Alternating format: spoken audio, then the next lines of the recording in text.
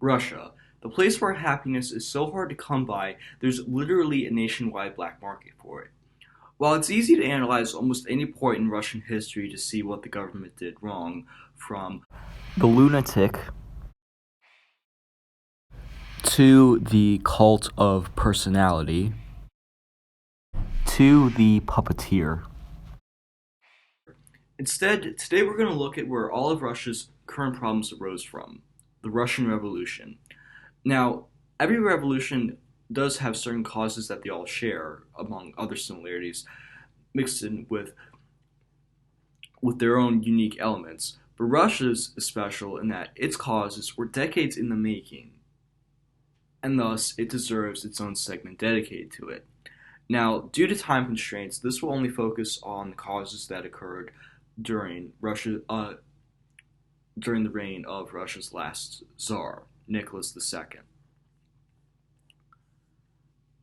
Now, Nicholas's first poor decision came 10 years after he acceded to the throne, when he smugly underestimated the ability of, of Japan at the start of the Russo-Japanese War, claiming that the initial attack that had started the war was as insignificant as the bite of a flea without paying attention to the logistics of the war, such as being able to pay for it, transporting materials to the other side of the continent, and choosing an uninspired hack to lead the woefully unprepared army in Manchuria.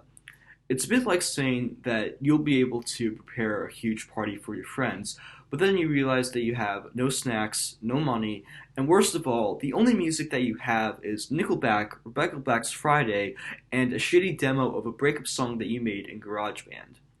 You're just really not ready for the task at hand. And that led to Japan decimating Russia, and the Russo-Japanese War ended only after a year and a half of fighting.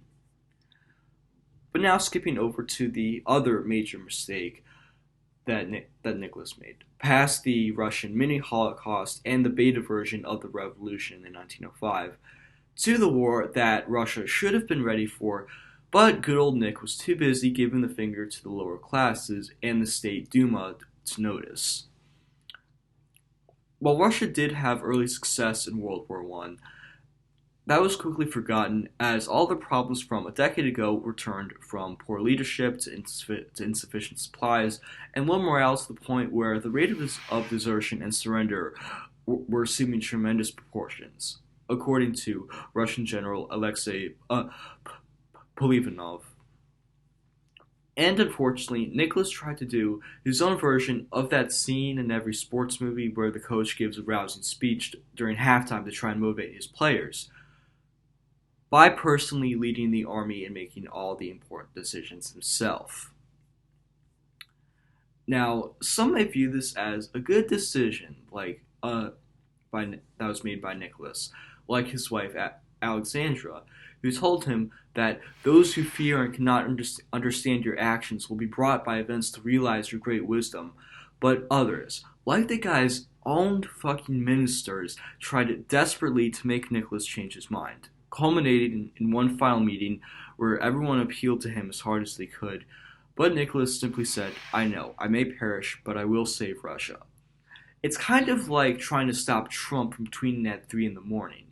The decision's already been made by a guy who has no idea what he's doing and thinks will just get worse when he does. Although, in Trump's case, it does get pretty boring sitting on the golden toilet, so he's just trying to stay entertained.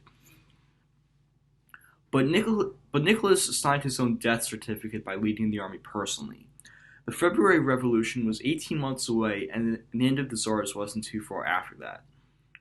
The idea of him personally leading the army just hastened his demise.